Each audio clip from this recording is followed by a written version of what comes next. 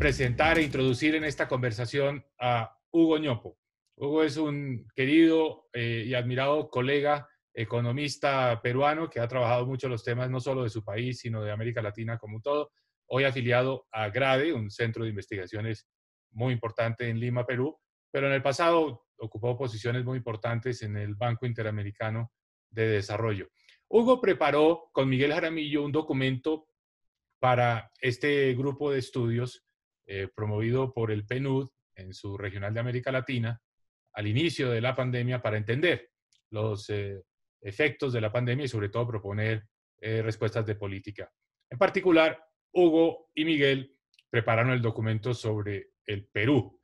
Y como todos sabemos perfectamente, es tal vez uno de los casos más importantes a estudiar por la gravedad del problema de la pandemia, el aumento tan exponencial en el número de casos y la situación económica tan compleja que ha atravesado el Perú en este año 2020. Así que me complace mucho estar contigo en esta conversación. Hugo, cuéntanos un poco a comienzos de la pandemia, cuando ustedes preparan este documento, esto fue hacia el mes de abril de 2020, hoy estamos realizando esta conversación ya con el beneficio de una perspectiva más amplia, estamos en diciembre del 2020. ¿Qué vieron ustedes en ese momento? ¿Cuál fue la radiografía que hicieron, el primer diagnóstico? ¿Y qué veían ustedes que explicaba por qué ese aumento tan acelerado de la pandemia en el caso específico de tu país? Bienvenido, Hugo. Mucho gusto, Mauricio. Muchas gracias. Está el famoso trade-off la salud o la economía, ¿no? O la salud y la economía, que hoy ya, a beneficio de haber visto 9 meses de desarrollo de la pandemia, conocemos un poco más, que en su momento no conocíamos, ¿no? En marzo, cuando comenzó la pandemia, se nos dijo a todos, quédense en sus casas, no salgan para evitar que se propague el virus. Pero resulta que en nuestros países quedarnos en nuestras casas es imposible, es casi imposible para una gran mayoría de los hogares. La alta informalidad de nuestros hogares de una manera dicta esto. 40% de nuestro empleo es autoempleo y 10% de nuestro empleo es trabajo familiar no remunerado, personas que dependen de otros emprendedores dentro de casa. La mitad del empleo es así, emprendedor. Y una gran fracción de ese empleo emprendedor, además, genera sus ingresos sobre la base del día a día. Venden durante el día y con eso generan para financiar los gastos de la casa y para seguir financiando el emprendimiento al día siguiente. Y entonces eslabonan de esa manera, sobreviviendo en el día a día sus finanzas. Entonces, pedirle a un hogar así, no salgas de tu casa, es detener su dinámica, detenerse a accionar, es una imposibilidad, tanto para su generación de ingresos como para su posibilidad de abastecerse de alimentos, de bebidas y tal. Entonces, punto de partida fue esa, una restricción que en un país altamente informal como el nuestro era difícil de sostener, de mantener, y entonces, como sucede en nuestras economías, lo que comenzó a pasar fue una economía subterránea, una economía que iba por abajo, bypaseando la ley, incumpliendo la ley, pero teniendo que hacer lo que tenía que hacer. Por eso también es que nuestra economía cayó tan dramáticamente de manera inmediata, porque claro, nuestro empleo informal, ese que casi por definición, las transacciones que suceden entre dos personas en el segmento informal, tienen que ser cara a cara, boca a boca, mano a mano, no hay transacción electrónica para que deje un rastro de la transacción, los productos se entregan de una mano a la otra, y eso es justamente lo que la pandemia vino a bloquear, a imposibilitar. Por eso es que caímos tanto. Pero eso mismo también sirve para explicar, un trimestre después, cómo es que rebotamos tan rápido. Justamente hay una flexibilidad, vamos a decir, de ese segmento informal del empleo que nos lleva a grandes bajones, pero también nos lleva a rebotes muy rápidos. El Cuarentenas, reto ahora, pongámoslo en el contexto de las cuarentenas. Los países, América Latina en general, Perú en particular, rápidamente ordenan las cuarentenas, las medidas de confinamiento, pero las realidades de los mercados laborales, de los ingresos de los hogares, obligan a las personas a salir a buscar un sustento. Entonces las cuarentenas no son tan efectivas como lo son en Europa, donde las personas se pueden quedar en la casa y tener un apoyo y un respaldo por la seguridad social, la protección laboral, etcétera. Entonces, primer elemento, la gente sale, pero al mismo tiempo sale y no puede reponer completamente los ingresos que ha dejado de recibir, porque sale y se encuentra con una economía que está funcionando a media marcha. Entonces, sale y probablemente no logra obtener ese sustento y ese ingreso. Entonces, por eso vemos simultáneamente pérdida de empleos informales, pérdida de ingresos y medidas y cuarentenas poco efectivas. Creo que esa es la radiografía de lo que pasó en el Perú.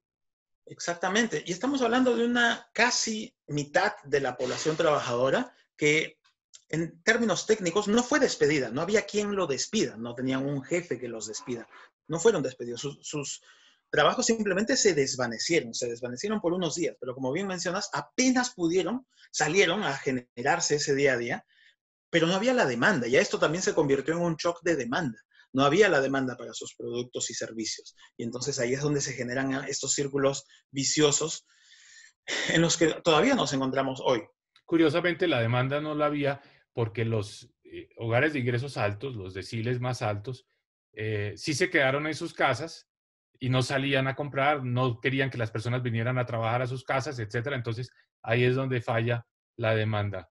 Ese es la realidad de América Latina. Esto hay que modelarlo y hay que volverlo algún día un documento y un paper porque es algo realmente único, excepcional. Nunca antes habíamos vivido eso. Pero te pregunto un elemento adicional. Muy bien, tenemos este diagnóstico. La recomendación natural es apoyémosle el ingreso a estos hogares que han perdido ingresos con unas transferencias. ¿Hasta qué punto esas transferencias compensaron la pérdida de ingresos? ¿Qué tan generosas fueron?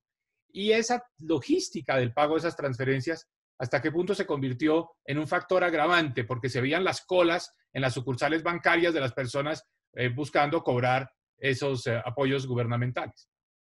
Exactamente, Mauricio. Entonces ya, el diagnóstico es este, ¿no? Y tratemos de llegar a los hogares pobres con alguna asistencia. Pero no hay la tubería que te permita llegar ahí, porque cuando tú te preguntas, oye, ¿cuántos hogares pobres tienen una cuenta bancaria a la cual yo pueda hacerles un depósito? Y resulta que entre los hogares pobres, solo 1 de cada 5 hogares tienen tal cuenta bancaria, tienen tal inclusión financiera. ¿Qué pasa con los otros 4? Pues no. Y entonces ahí es donde se generan los problemas. Esos otros 4 tuvieron que ser convocados a agencias bancarias para recibir el dinero. Imaginarás las colas, imaginarás los tumultos, imaginarás cómo eso se convirtieron en focos de infección adicionales.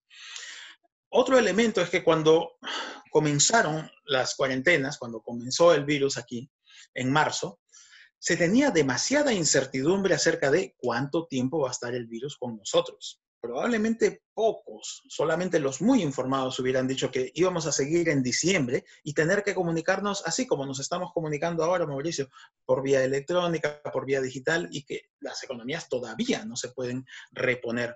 Este virus está durando muchísimo y en marzo no se tenía una certeza de cuánto tiempo iba a durar.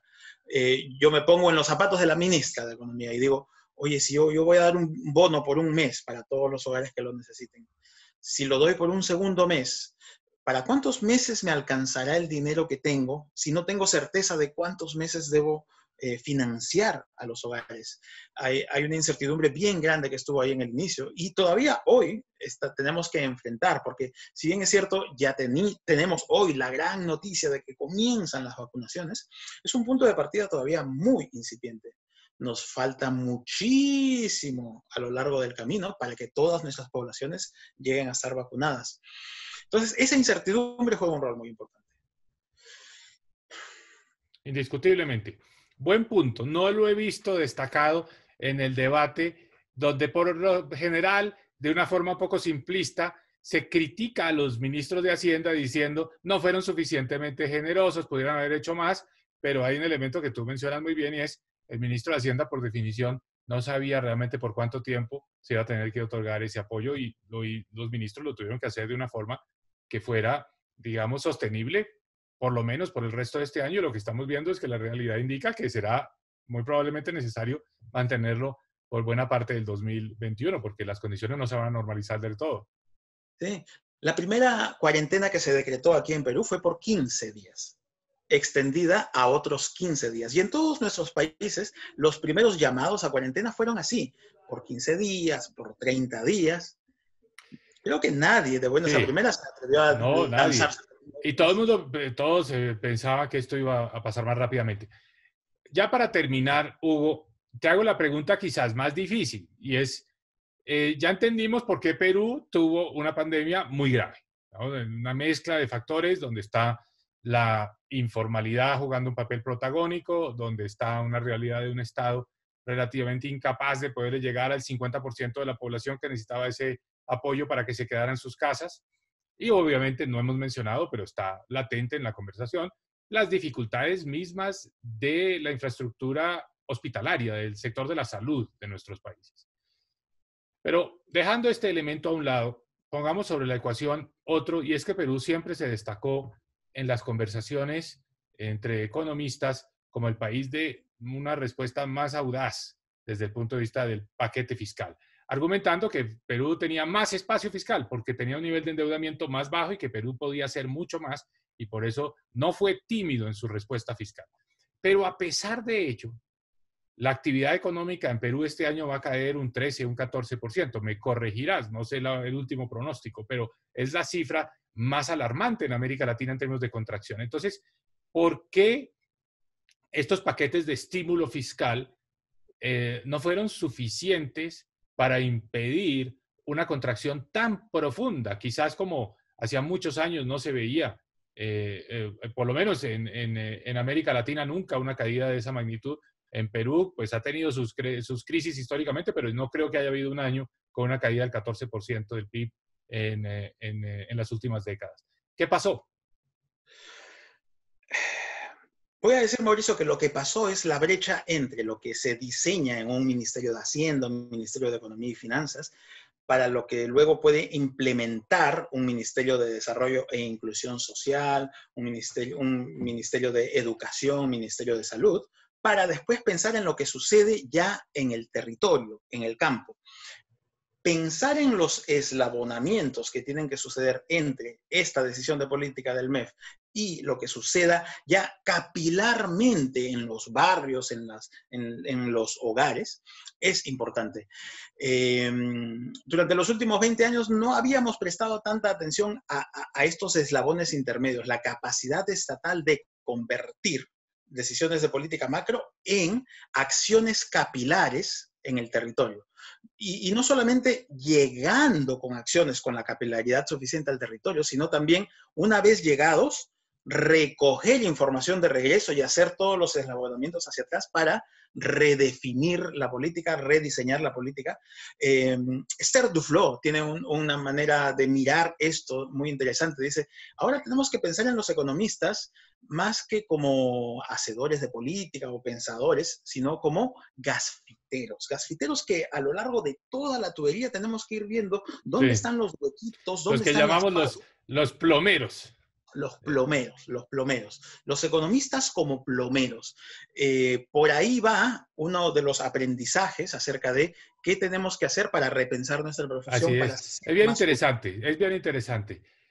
Yo dicto un curso de introducción a la economía colombiana para estudiantes de primer semestre. Y el primer trabajo que les pido que lean es ese documento de Esther Duflo de la economía o los economistas como plomeros, porque realmente una cosa es esta gran arquitectura, la respuesta fiscal, otra es la realidad y cómo podemos ayudar nosotros a que los programas sean más efectivos y que los recursos se irriguen. Y probablemente lo que pasó en Perú es que se atascó, se taponó Se esa nos tapó tubería y no le llegó, no llegaron los recursos que se habían anunciado.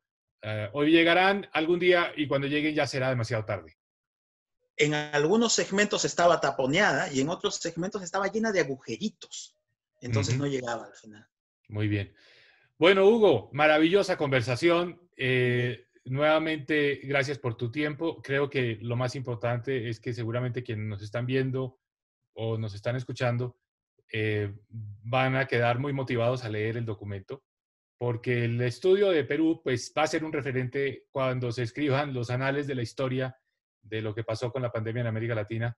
va a ser una referencia obligada entender la situación de Perú, porque creo que es muy emblemática de nuestra región y es algo de lo cual todos podemos aprender. Y las respuestas no son las respuestas simples y sencillas que normalmente se dan, que es que hay inestabilidad política, que hubo cambios de gobierno. No, las respuestas tienen que ver más con aspectos estructurales a los que tú aludes muy claramente, como son las capacidades estatales. De manera que muchas gracias por tu tiempo Mucho gusto. y muy agradecido por tu contribución a este debate. Mucho gusto, Mauricio. Muchas gracias.